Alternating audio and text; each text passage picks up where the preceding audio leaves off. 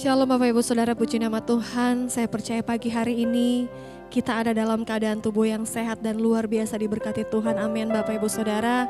Bapak Ibu Saudara, dunia boleh menawarkan keindahan, tetapi keindahan yang sejati dan yang paling mulia hanya kita temukan di dalam Tuhan Yesus. Hanya boleh kita temukan di dalam hadirat Tuhan. Mari pagi hari ini kita hampiri hadirat Tuhan. Terima kasih Tuhan Yesus.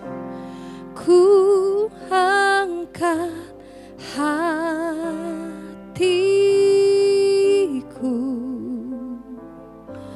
ku pandang kekudusan-Mu. Saat ku sembah, ku puji-Mu, ku rasakan kehadiran-Mu Tuhan. Ku angkat hatiku,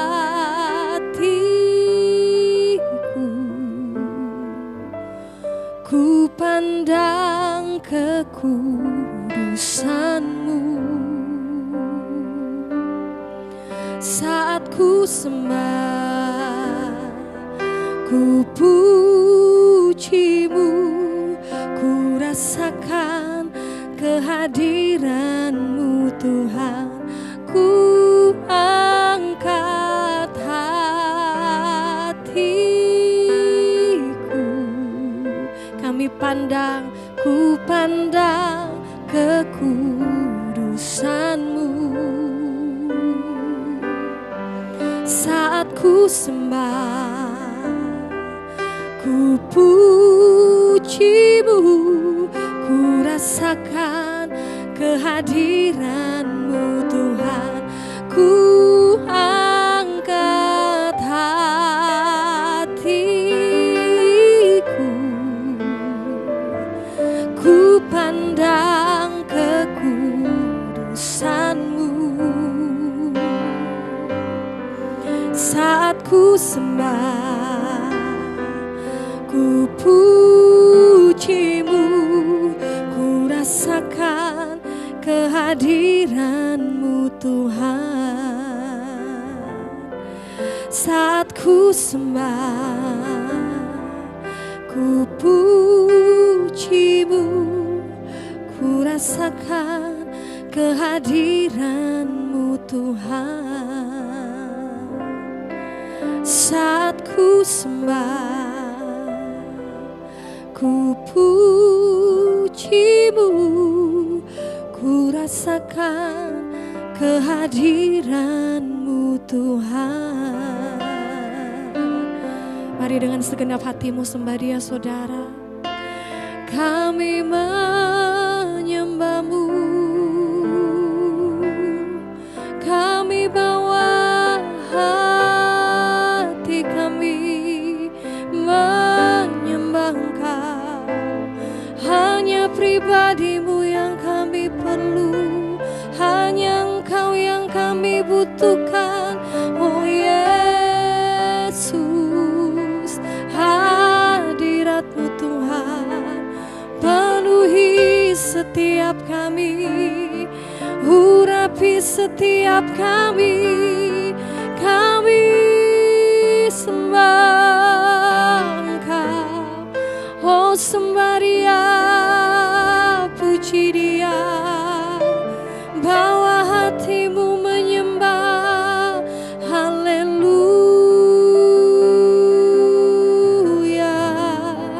haleluya, kami sembah, kami cari wajah-Mu, kami cari pribadi-Mu Tuhan.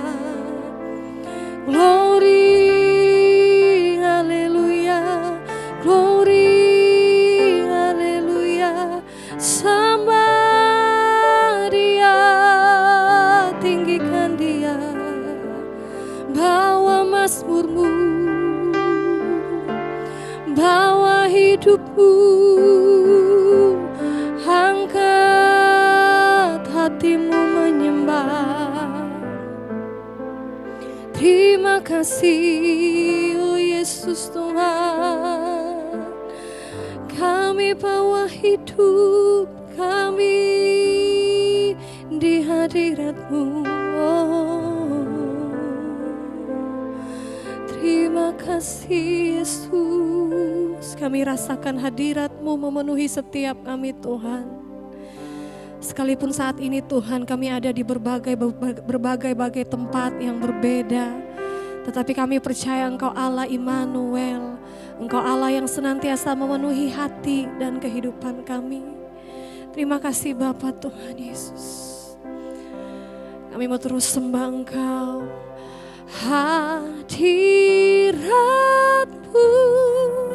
Tuhan,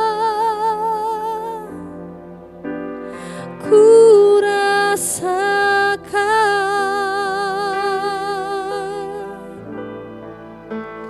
kekudusan-Mu Bapa, penuhiku.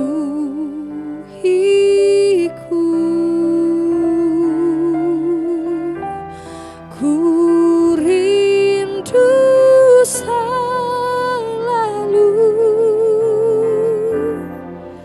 diam dalam bait-Mu, menikmati kasih anugerah-Mu. Mari saudaraku dengan segenap hatimu, hadirat-Mu Tuhan, ku rasakan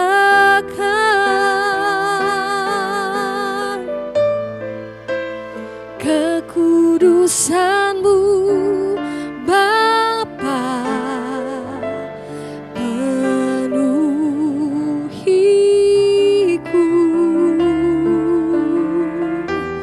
Ku rindu selalu diam dalam bait-Mu,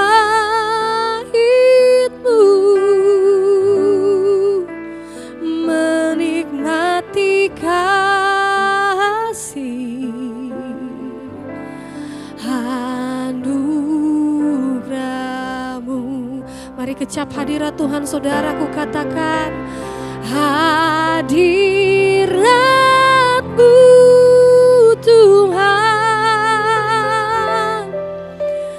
ku rasakan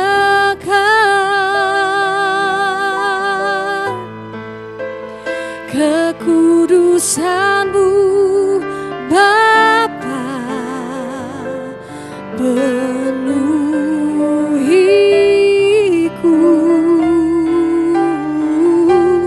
Ku rindu selalu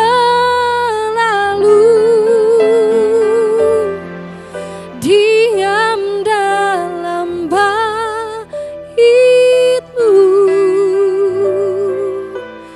menikmati kasih anugerah-Mu, menikmati kasih-Mu, menikmati kasih anugerah-Mu. Oh, nikmati kasih-Mu, menikmati kasih anugerah-Mu.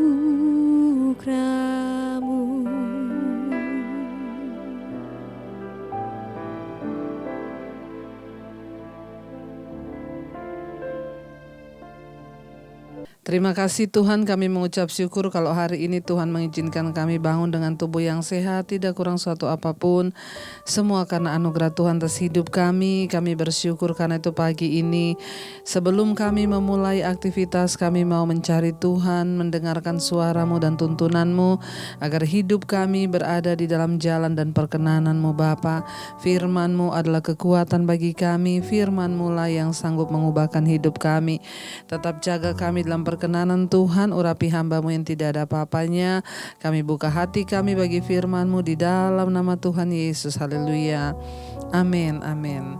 Iya, shalom, selamat pagi saudara. Saya percaya Tuhan yang sudah membangunkan kita dengan tubuh yang sehat dan tidak kurang suatu apapun, semua karena anugerah Tuhan atas hidup kita.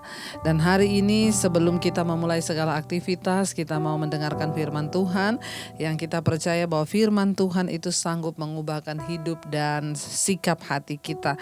Baik, firman Tuhan hari ini terambil dari Ibrani pasal yang keempat ayat yang ke-11 dan Ibrani pasal 4 ayat yang ke-11, 12 dan 13 ya. Firman Tuhan Ibrani pasal 4 ayat 11, karena itu baiklah kita berusaha untuk masuk ke dalam perhentian itu supaya jangan seorang pun jatuh karena mengikuti contoh ketidaktaatan itu juga. Ayat 12, sebab firman Allah hidup dan kuat dan lebih tajam daripada pedang bermata dua manapun. Ia menusuk amat dalam sampai memisahkan jiwa dan roh, sendi-sendi dan sumsum. Ia juga sanggup membedakan pertimbangan dan pikiran hati kita. Ayat 13, dan tidak ada suatu makhluk pun yang tersembunyi di hadapannya, sebab segala sesuatu telanjang dan terbuka di depan mata Dia, yang kepadanya kita harus memberikan pertanggungan jawab. Iya, saudara, kitab Ibrani mengingatkan kepada kita semua. Jadi kitab ini ditulis pada waktu Bait Allah dihancurkan dan juga orang-orang Kristen mendapat aniaya dan tekanan oleh tentara Romawi. Karena itu ya Rasul Paulus menulis surat yang berisi firman Tuhan ya, untuk menguatkan para umat Tuhan. Dan kita tahu bersama Rasul Paulus bolak-balik di penjara karena Injil kebenaran. Ya, di dalam kitab Ibrani pasal yang keempat ini ya, kalau kita lihat di sana judul perikopnya adalah hari perhentian yang disediakan Allah. Dia sedang memberikan kepada umat Tuhan kekuatan agar mereka tetap bertahan. Ya, karena Tuhan telah menyediakan perhentian ya bagi kita melalui iman. Mengapa kita harus berusaha untuk masuk ke dalam perhentian itu? Ini bukanlah berusaha berbuat baik untuk memperoleh keselamatan, bukan juga perjuangan mistis untuk mengalahkan egoisme. Ini mengacu pada tindakan melakukan segala usaha untuk menghargai dan mendapatkan manfaat dari apa yang telah Tuhan sediakan. Keselamatan jangan sampai dianggap sebagai hal yang sudah semestinya kita peroleh. Untuk memperoleh karunia yang Tuhan sudah berikan pada kita diperlukan keputusan, perjuangan, dan komitmen. Kita semua sudah diselamatkan, diberikan tiket gratis untuk menerima keselamatan. Tapi kalau kita tidak mengerjakan, maka keselamatan itu bisa gagal. Yang menggagalkan bukan dari pihak Tuhan, tetapi dari pihak kita. Karena itu firman Tuhan berkata, kerjakanlah keselamatanmu itu dengan takut dan gentar. Ya, ada satu hari perhentian yang disediakan Tuhan bagi setiap orang yang percaya. Karena itu selama kita berjuang di dunia ini, ya kita harus tetap kuat. Berusaha untuk terus menjaga ya agar kita tetap berada dalam perkenanan. Sementara kita ada di dunia yang seolah menarik kita untuk tidak melakukan firman. Kita ada di tengah pekerjaan rutinitas yang penuh dengan tekanan, pergumulan. Ya, tetapi kita harus menang atas kedagingan dan ego kita sendiri. Apa yang bisa membuat kita menang? Ayat 12 berkata, firman Allah ya, bahwa firman Tuhan itu hidup dan kuat, dan dia lebih tajam daripada pedang bermata dua manapun ya. Ia menusuk amat dalam sampai memisahkan jiwa dan roh, sendi-sendi dan sumsum. Ya, ia sanggup membedakan pertimbangan dan pikiran hati kita. Ya, firman Tuhan itu kuat dan dia lebih tajam daripada pedang bermata dua manapun. Mungkin kita bertanya, pedang bermata dua itu maksudnya apa ya? Ya saudara, pedang bermata dua itu adalah salah satu senjata penemuan yang dipakai oleh bangsa Romawi ya di zaman dahulu untuk mereka bisa berperang ya. Pedang bermata dua ini memiliki panjang sekitar 0,75 meter ya, dan ditajamkan kedua sisinya. Biasanya kan kalau pedang itu matanya cuma satu ya di ujung gini saudara ya, tapi ini dua-duanya itu tajam. Ya, dengan tujuan apa? Jadi satu saat kalau tentara Romawi itu berperang, dia pegang begini, itu dia putar kemanapun itu bisa mengenai semua yang ada di sekelilingnya ya. Jadi ketika dia memegang itu, dia begini, depan kena, belakang kena. Itu adalah senjata yang dipakai pada zaman dahulu tentara Romawi yang menemukan itu. Ya, jadi itu adalah senjata yang bisa menyebabkan kematian. Kenapa? Karena sekali diginiin depan bisa kena, belakang pun kena. Jadi dia tidak perlu terlalu berawas-awas ya, karena kalau pedangnya mata satu aja cuma dipakai satu, dia sambil melihat ke belakang. Tapi kalau gini saudara, langsung kena depan belakang. Tapi karena itu ya Rasul Paulus tuh memakai bahasa ini untuk menuliskan surat. Sebab firman Allah itu hidup dan kuat dan lebih tajam daripada pedang bermata dua manapun. Ya, karena pada zaman itu memang pedang bermata dua yang dipakai berperang oleh tentara Romawi. Ya, dan Rasul Paulus berkata, firman Tuhan itu lebih tajam. Ya, lebih berawas-awas lagi. Ya, senjata dari firman Allah itu lebih mematikan sebenarnya. Makanya di sini dikatakan ia menusuk amat dalam sampai memisahkan jiwa dan roh, antara pertimbangan ya dan pikiran hati. Jiwa dan roh itu berbeda. Jiwa itu adalah keakuan manusia, pikiran, perasaan dan kehendak kita. Sementara roh manusia itu pelita Tuhan. Ya, pertimbangan itu muncul dari roh yang datang dari Tuhan. Nah, firman Tuhan itu sanggup membedakan mana pertimbangan kita sendiri, pikiran kita sendiri, mana pertimbangan yang datang dari Tuhan, yaitu hikmat Tuhan. Banyak orang yang bertanya kepada saya, Bu, bagaimana cara kita membedakan ini adalah kehendak Tuhan dan ini bukan? Ya, saya selalu menjawabnya begini, banyaklah baca firman. Karena kepekaan kita dengan Tuhan itu gak bisa kita tanya pendeta. Ya, Bu, saya mau nikah nih, Bu, kira-kira ini dari Tuhan atau bukan?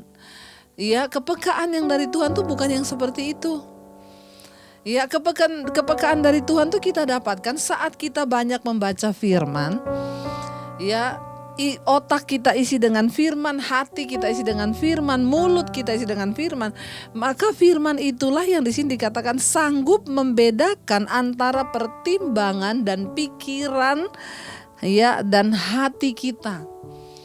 Jadi dengan kata lain, firman Tuhan itu yang sanggup memisahkan antara jiwa dan roh, antara pertimbangan dan pikiran hati kita, antara kehendak manusia kita dengan kehendak Tuhan. Itu hanya firman Tuhan yang sanggup membuat kita tahu perbedaannya itu di mana. Jadi kalau kita mau memutuskan sesuatu berdasarkan firman Tuhan, tidak ada cara lain selain banyak-banyaklah dengar firman. Banyak-banyaklah bergaul dengan firman, banyak-banyaklah isi firman di kepala kita, di hati kita dan di mulut kita supaya kita lebih peka. Karena itu ayat 13 berkata, dan tidak ada suatu makhluk pun yang tersembunyi di hadapannya, sebab segala sesuatu telanjang dan terbuka di hadapan mata Dia yang kepadanya kita harus memberikan pertanggungan jawab. Ingat, satu saat kita semua harus memberikan pertanggungan jawab terhadap hidup kita di dunia ini. Ya, semua makhluk, ya, pribadi-pribadi. Makanya saya selalu berkata, ibu-ibu gak usah terlalu pusing kalau suamimu selingkuh. Bagian kita berdoa, tidak boleh bercerai, minta Tuhan untuk ubahkan dia. Kenapa? Karena semua orang akan mempertanggungjawabkan hidupnya di hadapan Tuhan, pribadi lepas pribadi. Lakukan bagian kita hari-hari ini, berdoa. Karena itu saudara, mari kalau kita ingin memiliki kepekaan yang lebih lagi, perkatakan firman, baca firman, renungkan firman, perkatakan firman, dan hidup sesuai dengan firman. Maka kita pasti akan dituntun Tuhan untuk semakin dekat lagi dengan Dia. Mari kita renungkan firman ini. Terima kasih Tuhan, ku renungkan firman-Mu siang dan malam. Kami mau pegang perintah-Mu dan melakukannya di hidup kami, supaya hidup kami sungguh-sungguh berbahagia oleh perbuatan kami akan kebenaran-Mu Bapa. Terima kasih Tuhan, terima kasih Yesus. Ku renungkan firman-Mu siang dan malam, ku pegang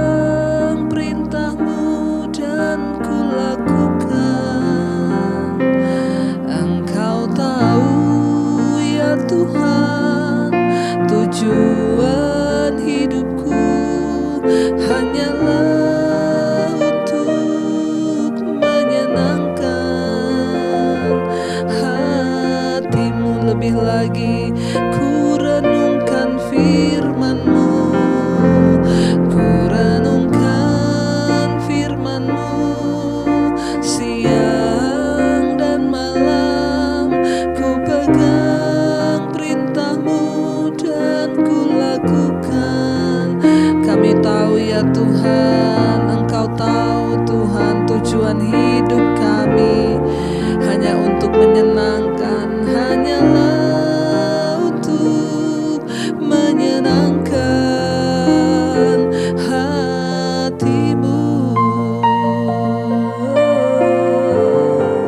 Kami mau senangkan hati-Mu Tuhan. Lewat hidup kami, tuntun kami, jalani hidup sesuai dengan kebenaran firman-Mu ya Bapa. Tuntun langkah-langkah kami, tuntun hidup kami untuk melangkah dalam jalan-jalan-Mu. Tolong kami Tuhan, agar kami senantiasa ada dalam perkenanan-Mu. Biar kami memperkatakan firman Tuhan yang lebih kuat daripada pedang bermata dua manapun, yang sanggup membedakan antara keputusan, pertimbangan, dan pikiran hati, yang sanggup memisahkan antara roh dan jiwa kami.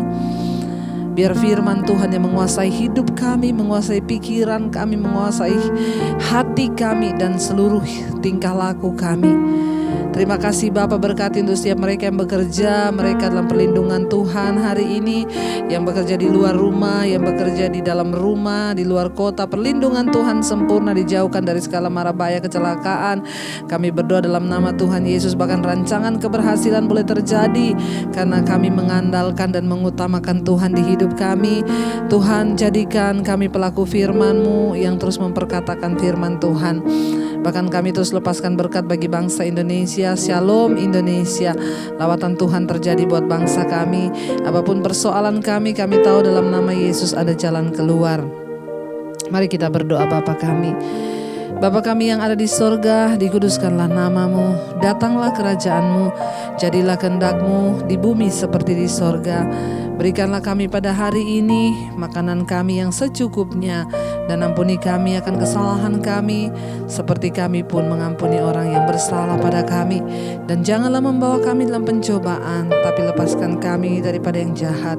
Karena Engkau yang punya kerajaan dan kuasa dan kemuliaan sampai selama-lamanya.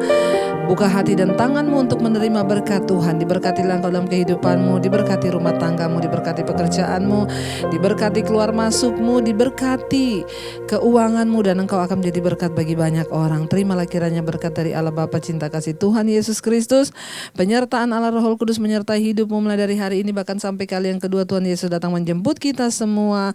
Nama-Mu tercatat di dalam kitab kehidupan. Dalam nama Yesus yang percaya diberkati Tuhan, katakan bersama, amin. Amin, amin. Iya, selamat bekerja dan tetaplah bersuka cita. Jangan lupa bagikan mesbah syukur ini agar semakin banyak orang dipulihkan Tuhan. Tuhan Yesus memberkati dan shalom. Aku percaya Kau bekerja saat ku